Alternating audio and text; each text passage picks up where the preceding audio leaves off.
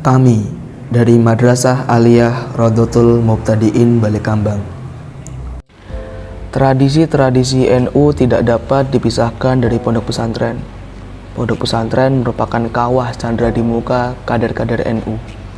Seperti yang telah diketahui, pesantren adalah miniatur Indonesia dan Nahdlatul Ulama.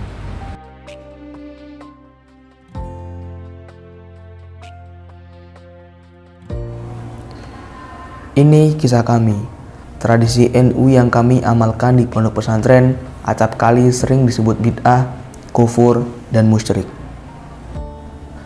Akan tetapi, jika kita mengkaji lebih dalam, sebenarnya banyak ditemukan ajaran-ajaran Nabi Muhammad di dalamnya. Di antaranya adalah pujian setelah azan adalah salah satu amalan yang biasa kami amalkan di pondok. Amalan ini diajarkan oleh Wali Songo, tepatnya oleh Sunan Kalijaga. Amalan ini berasal dari hadis Nabi Muhammad SAW yang menjelaskan waktu-waktu mustajab untuk berdoa. Setelah itu, Sunan Kalijaga menganjurkan untuk pujian setelah adzan yang di dalamnya terdapat doa. Hal seperti ini menggambarkan bentuk keimanan dan bentuk ketakwaan. Kesunahan di dalam sholat salah satunya adalah membaca doa kunut. Doa kunut adalah doa yang dibaca ketika melaksanakan ibadah sholat, terutama pada sholat subuh dan sholat witir pada akhir Ramadan. Kami mengamalkan doa kunut sebagai doa untuk memohon berkah, ampunan, dan perlindungan dari Allah Subhanahu wa Ta'ala.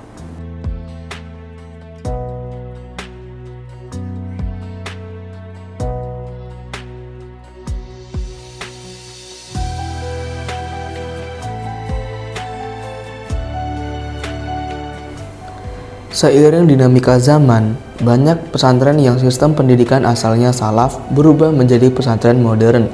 Salah satu metode yang ditinggalkan adalah metode belajar sorogan.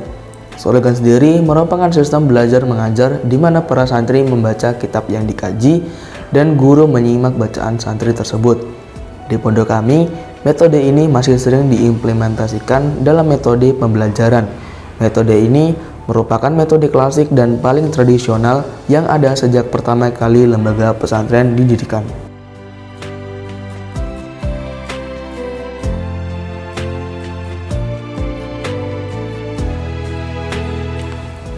Bandongan merupakan salah satu metode pembelajaran yang diterapkan di pondok pesantren dengan cara sang kiai atau guru membacakan kitab kuning, menerjemahkan dan menjelaskannya. Sedangkan para santri memaknai kitab yang dibacakan kiai pada kitab mereka masing-masing. Di pondok kami, metode ini digunakan untuk membentuk karakter santri seperti ketawaduan, kesederhanaan, serta bertanggung jawab terhadap ilmu yang ia peroleh.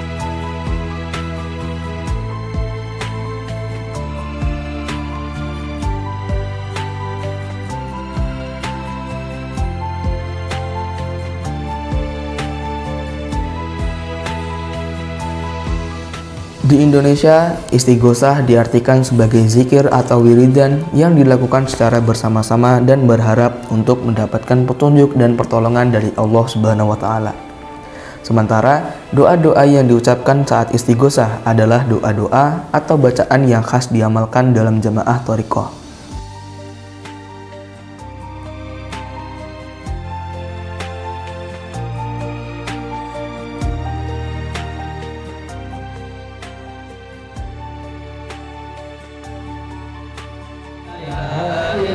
Tahlilan artinya membaca La ilaha illallah.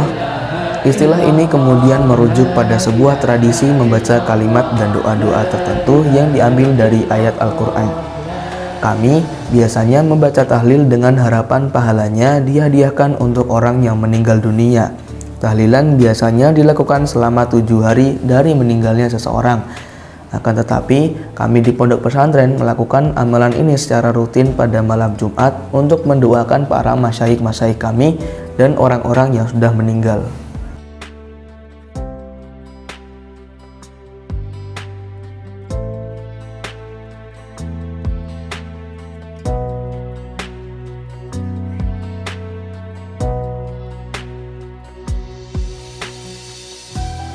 Ziarah kubur merupakan salah satu perbuatan yang mengalami perubahan pada zaman awal-awal Islam.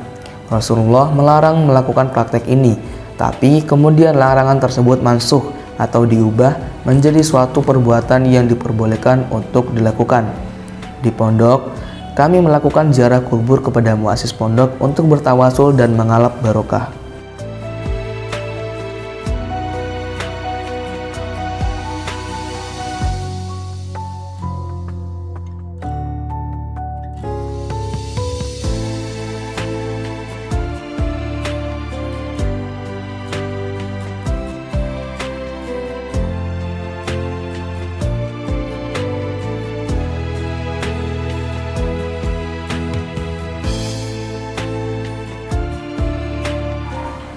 Pesantren bukanlah tempat untuk membangun Islam yang radikal, melainkan untuk memelihara tradisi lama yang baik dan mengambil tradisi baru yang lebih baik.